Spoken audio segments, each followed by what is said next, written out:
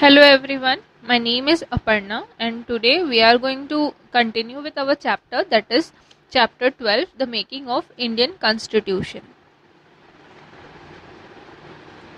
We will start our chapter. If you have not seen the other part, please go and watch it. Now we will start from here. The Constitution gives the state the power to create the conditions to build a just society to fulfill the aspirations of the people. अब यहाँ पर बता रहा है आपको constitution जो है वो हमारा कॉन्स्टिट्यूशन है वो क्या देता है, हमको पावर देता है कि हम एक सोसाइटी, ठीक है, एक अच्छी सोसाइटी को बना सकें और ऐसी सोसाइटी बना सके जिसमें लोगों के जो एस्पिरेशंस होते हैं, लोगों की जो चाहत होती है उसको पूरा किया जा सके, ठीक है, जो भी हम लोग चाहते हैं हम लोगों को पूरा हो सके, ऐसा ये चीज़ फुलफिल करने के लिए कॉन्स्टिट्यूशन जो है वो हम लोगों को पावर देता है.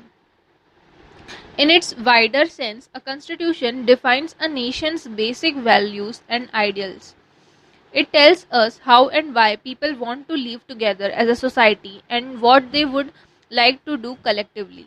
Take the example of India. The preamble of our constitution states that the goal of the people of India is to ensure equality, justice and liberty for all citizens and promote fraternity among them.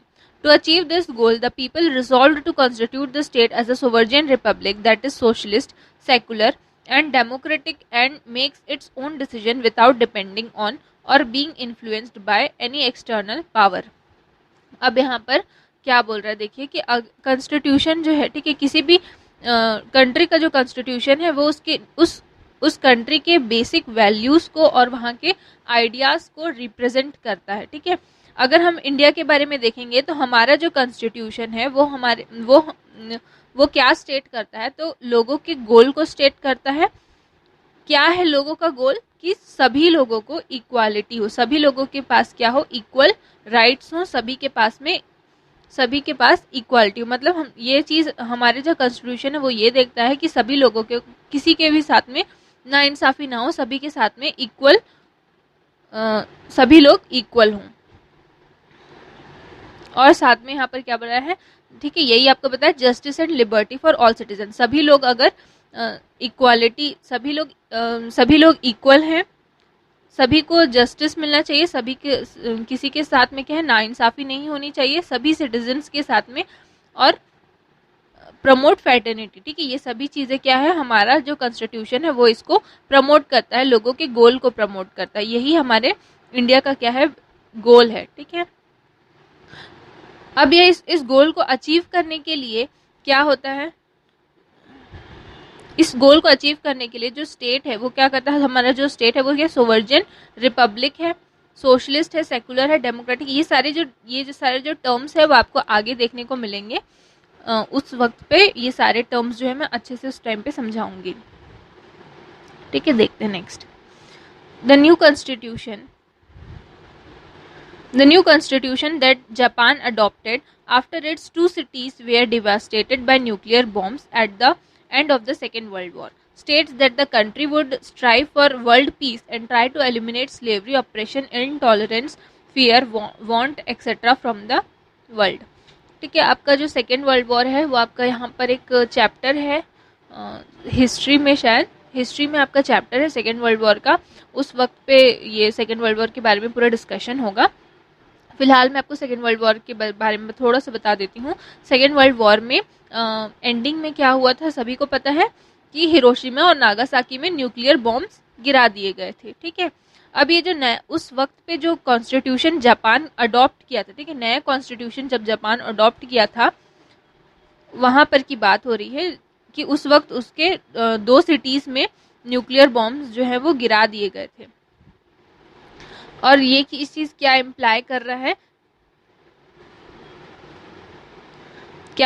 इस चीज़ के बाद में जो Japan की जो country है वो world peace और सारे ही स्लेवरी, ऑपरेशन, इंटॉलरेंस, ये सारी चीज़ों को हटाना चाहता है पूरे वर्ल्ड से. मीन्स यहाँ पर वो बता रहा है कि जो कंट्री है वो क्या, सारी कंट्री मिलके क्या चाहते हैं, एक तरीके पीस को ज़्यादातर देखते हैं, सभी को शांति के साथ में रहना चाहते हैं. और यही ये चीज़ क्या कर रहा है, इम्प्लाई भी कर रहा है. Similarly, when Nepal established a democracy in May 2008, देखिए यहाँ पर आपका ये वाला जो पैराग्राफ है उसमें आपको बताया जा रहा है कि जो जापान का जो नया कॉन्स्टिट्यूशन है वो क्या इम्प्लाई कर रहा है, क्या बता रहा है। तो वो पीस को बता रहा है, साथ में स्लेवरी को एंड करना चाहता है, ऑपरेशन हो गया, इनटॉलरेंस, फियर, ये सारी चीज़ें जापान का जो कॉन्स्टिट्यूशन है वो बता रहा है। उसी तरीके से नेपाल का, ठीक है, देखते हैं। When Nepal established a democracy in May 2008 to replace the monarchy, it began the task of preparing a new constitution, forming constitutional assemblies for the purpose. The people wanted to end the authoritarian rule of the feudal monarchy, which had oppressed them and ignored their aspirations. They initiated a process of consultations and discussions between different political parties, regional groups, and communities before finalizing a constitution in 2015. अब यहाँ पर नेपाल की बात की गई है। नेपाल में जो रूल चल रहा था वो मोनार्च रूल चलता था, जिसके बाद में उन्होंने 2008 में डेमोक्रेसी इस्टेब्लिश की। और जब डेमोक्रेसी इस्टेब्लिश होने के बाद में उन्होंने अपना नया कॉन्स्टिट्यूशन जो है वो बनाना स्टार्ट किया, नया कॉन्स्टिट्यूशन असेंबलीज बनाई। और उसके बाद में कंटिन्यूसली उन्होंने क्या किया, कंटिन्यूसली कंसल्ट कर रहे थे, डिस्कशंस कर रहे थे, ताकि और फिर फाइनली 2015 में उनका जो कॉन्स्टिट्यूशन है वो बनकर तैयार हुआ। During Nepal's constitution drafting process, many communities were worried whether their rights and interests would be protected or not. So special attention was paid in the new constitution to protect all kinds of diversity, promote harmony and tolerance, eliminate discrimination and oppression, and establish decentralized self-rule in place of a centralized state. अब देखिए यहाँ पर क्या बता रहा है, जब नेपाल का जो कॉन्स्टिट्यूशन है वो बन रहा था, ठीक है, ड्राफ्ट हो रहा था, मीन्स बन रहा था। जब बन रहा था तो बहुत सारी माइनॉरिटी कम्युनिटीज जो थी वो बहुत ज़्यादा वरिड थी मीन्स परेशान थी या फिर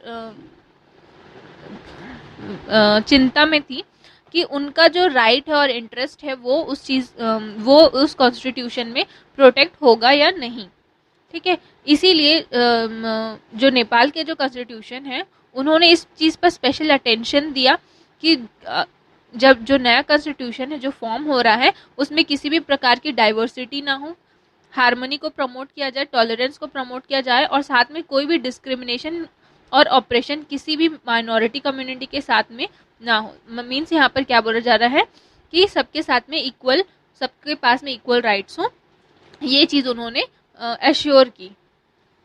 और साथ में बहुत ज़्यादा अटेंशन के साथ में ये जो इनका जो कॉन्स्टिट्यूशन है वो बनाया गया। इसके बाद देखिए 12.2 the history of the Indian constitution. The drafting of the Indian constitution has a long history. It's basic spirit is law based governance, which means it is built on a foundation of rules and laws and not according to anybody's whims or fancies. The first such law for India was passed by the British Parliament called the Regulating Act in 1772-73. By then the English East India Company had established control over large parts of India. This law laid down how it was to administer India and how it should be answerable to the British Parliament. अब यहाँ पर Indian constitution की बात हुई है। Indian constitution का जो drafting का जो प्रोसेस है वो क्या है, बहुत ज़्यादा पुराना है और इसकी बहुत ज़्यादा हिस्ट्री जो है, पुरानी जो बातें हैं वो बहुत ज़्यादा लंबी है। इसका जो बेसिक स्पिरिट है वो क्या है, लॉ बेस्ड गवर्नेंस बनाना। मीन्स लॉ बेस्ड गवर्नेंस यहाँ पर बना, जो इंडियन कॉन्स्टिट्यूशन है वो लॉ बेस्ड गवर्नेंस के बना। मीन्स हर चीज़ के लिए क्या है, यहाँ पर आपका एक लॉ है, लॉ बेस्ड गवर्नेंस है। हर चीज़ के लिए यहाँ पर आपका एक लॉ मिलेगा आपको, और हर चीज़ के लिए आपको एक गवर्नमेंट भी उस चीज़ को क्या करेगी, सपोर्ट भी करेगी, और साथ में अगर कोई नाइंसाफ़ी वगैरह होती है तो भी आपको उस चीज़ के हिसाब से पनिशमेंट मिलेगी। इसका मतलब क्या है, रूल्स एंड लॉज जो हैं वो किसी के लॉ, देखिए यहाँ पे फिर से बताया गया, लॉ बेस्ड गवर्नेंस मीन्स क्या है, जो भी हमारे कॉन्स्टिट्यूशन में जो भी लॉज हैं वो किसी पर्सनली, मतलब यहाँ पर किसी भी एक कम्युनिटी को या किसी एक उस किसी एक माइनॉरिटी कम्युनिटी या किसी एक रिलीजियस के बेस पे नहीं है, या किसी एक प्रॉपर व्यक्ति के बेस पे नहीं बनाया गया है। यहाँ पर ये सभी ये इस चीज़ का ध्यान रखता है कि सभी के जो बेसिक नेसेसिटीज़ है, जो फैंसीज है, विम्स है, वो सब क्या हो, पूरे हों। ऐसा जो फर्स्ट लॉ था जो इंडिया में बना था वो ब्रिटिश पार्लियामेंट में बना था, जिसको रेगुलेटिंग एक्ट भी कहा गया है 1772 में, 73 में। उस वक्त पे जो इंग्लिश ईस्ट इंडिया कंपनी जो है वो अपने हमारे इंडिया के बहुत सारे पार्ट्स में कंट्रोल कर चुकी थी। The discussions about the constitution began in pre-independence India. At that time, the main focus was on how the East India Company should rule on India that was seeking greater autonomy and freedom, and how it should be made answerable to the British Parliament. At the end of the 19th century, Indians were given a limited political role by being allowed to contest elections to municipalities and other local bodies. अब देखिए यहाँ पर बता रहा है कि बहुत सारे जब इंडिपेंडेंस नहीं हुआ था इंडिया को क्या है, इंडिपेंडेंस नहीं हुआ था, उस वक्त पे इस चीज़ का कॉन्स्टिट्यूशन के बारे में बहुत ज़्यादा डिस्कशंस हुए गए। ये जो कॉन्स्टिट्यूशन के डिस्कशन का जो मेन फोकस था वो यहाँ पर ये था कि किस तरीके से ईस्ट इंडिया कंपनी जो है रूल कर रही है इंडिया पे, ठीक है, वो हटाया जाए, मीन्स उनको भी क्या मिले, फ्रीडम मिले। और साथ ही में यहाँ पर क्या हो, ब्रिटिश पार्लियामेंट को उनका क्या देना पड़ता, हम आंसर देना पड़ता। ये जो सारे डिस्कशंस थे उसका आंसर ब्रिटिश पार्लियामेंट को भी देना पड़ता। तो इसके बाद में 19th सेंचुरी के एंड में इंडियंस ने, ठीक है, इंडियंस को क्या दिए गए, एक लिमिटेड पॉलिटिकल रोल दिया गया ताकि वो इलेक्शंस में पार्टिसिपेट कर सके, ठीक है। तो बहुत ज़्यादा बड़े पोस्ट के लिए उनको इलेक्शंस कंडक्ट नहीं करवाए जाते थे। म्यूनिसिपैलिटीज़ के लिए और कुछ लोकल बॉडीज़ के लिए इलेक्शंस जो थे वो कंडक्ट करवाए जाते थे। After 1885 the freedom fighter demanded a bigger political role in the government.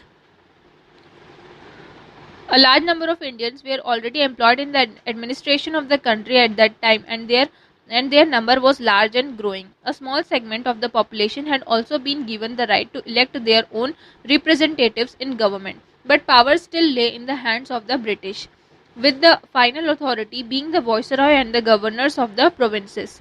The situation changed towards the end of the First World War, when a democratic wave swept through most countries across the globe. India too began demanding a government elected on the basis of universal suffrage that was answerable to the people. अब यहाँ पर क्या हुआ, यहाँ पर आपको मैंने बताया कि 19th सेंचुरी में इंडियंस को क्या मिल गए थे, एक राइट मिल गया था कि वो छोटे लेवल पे जो इलेक्शंस होते हैं वो कंडक्ट करवाए, जैसे कि म्यूनिसिपैलिटीज़ और अदर लोकल बॉडीज़ के लिए। उसी के बाद में, ठीक है, आपका 1885 में जो फ्रीडम फाइटर्स थे वो डिमांड करने लगे कि उनको गवर्नमेंट में बड़े रोल चाहिए, मींस बिगर पॉलिटिकल रोल चाहिए, सिर्फ और सिर्फ म्यूनिसिपैलिटीज़ और लोकल बॉडीज़ में नहीं, बल्कि आगे के जो हायर पोस्ट रहते हैं उनमें भी उनको बिठाया जाए, मींस उनको इलेक्ट किया जाए। बहुत सारे जो इंडियंस थे वो ऑलरेडी एडमिनिस्ट्रेशन में एम्प्लॉयड थे, लेकिन उनको बहुत ज़्यादा उनका जो ग्रोथ था वो क्या था, बहुत स्लो था, और उनको बहुत ज़्यादा हायर पोस्ट जो है वो नहीं दी जाती थी।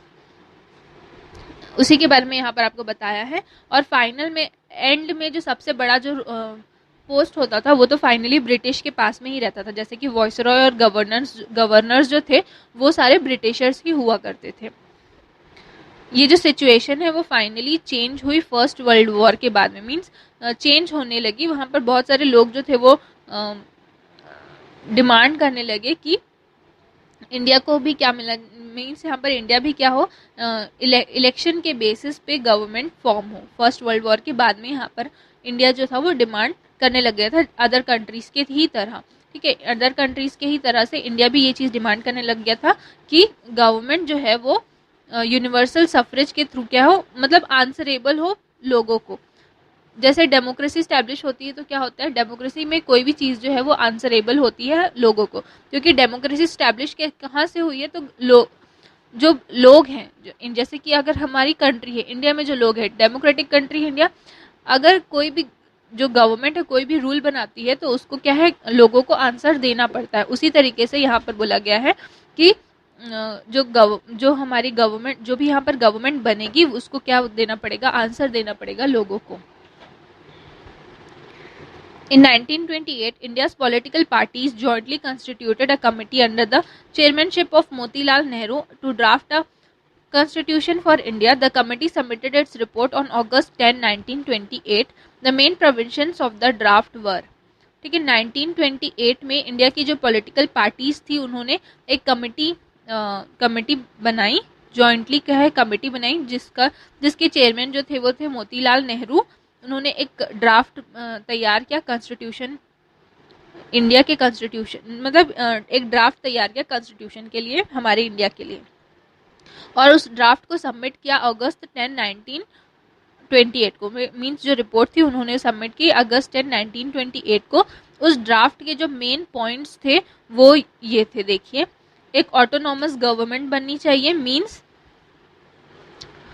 ऑटोनॉमस गवर्नमेंट बननी चाहिए, मींस यहाँ पर ये बोला गया है कि जितने भी अडल्ट मैन और विमेन हैं वो वहाँ पर वोट कर पाए, ठीक है, इलेक्ट किए जाए, और साथ में वोटिंग का नहीं है, यहाँ पर इलेक्ट किए जाए। मींस वहाँ पर जो गवर्नमेंट है, ऑटोनॉमस गवर्नमेंट, मींस ऑटोनॉमस का मतलब होता है अर्ध शासकीय, ठीक है, अर्ध शासकीय होता है आपका ऑटोनॉमस का मतलब, मींस आधा जो है वो गवर्नमेंट के पास रहे और आधा जो है वो लोगों के पास रहे। तो यहाँ पर ये जो है ये बताया जा रहा है फर्स्ट पॉइंट पे कि आधा जो रहेगा वो ब्रिटिश के पास में रहेगा और आधा जो अधिकार रहेगा इलेक्ट करने का या फिर अपने आप को क्या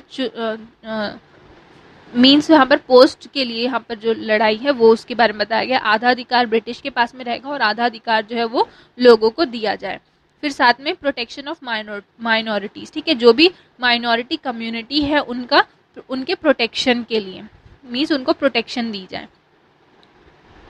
साथ में यहाँ पर citizens right such as freedom of expression, religious freedom, freedom of peaceful assembly, right to form associations and union, secularism and, ठीक है। थर्ड पॉइंट जो है वो क्या है, यहाँ पर सिटीजन्स को राइट होने चाहिए एक्सप्रेशन का, फ्रीडम ऑफ एक्सप्रेशन उनको मिलना चाहिए, रिलीजियस फ्रीडम होना चाहिए, कोई भी उनके रिलीजियस के काम पे ब्रिटिश गवर्नमेंट जो है वो इंटरफेयर नहीं कर सकती। साथ में पीसफुल असेंबली, अगर कोई भी पीसफुल असेंबली हो रही है तो वो चीज़ उनको कंडक्ट करवाने की इजाज़त दी जाए। साथ में राइट टू फॉर्म एसोसिएशंस, ठीक है, एसोसिएशन और यूनियन फॉर्म करने का भी उनको राइट मिलना चाहिए। साथ में सेकुलरिज्म का भी उनको राइट मिलना चाहिए। ये 3 पॉइंट्स उन्होंने वो किए थे। चौथा पॉइंट है reorganisation of states on a linguistic basis, ठीक है। अब यहाँ पर रीऑर्गेनाइजेशन होना चाहिए, रीऑर्गेनाइजेशन मतलब कि फिर से उनको बनाया जाए स्टेट्स को विदाउट लिंग्विस्टिक बेसिस, ठीक है, मीन्स लिंग्विस्टिक बेसिस के बेसिस पे जो स्टेट्स है उनका रीऑर्गेनाइजेशन होना चाहिए, ठीक है। आपका आज के लिए इतना ही, इसके बाद हम अपने नेक्स्ट लेसन में देखेंगे। Thank you.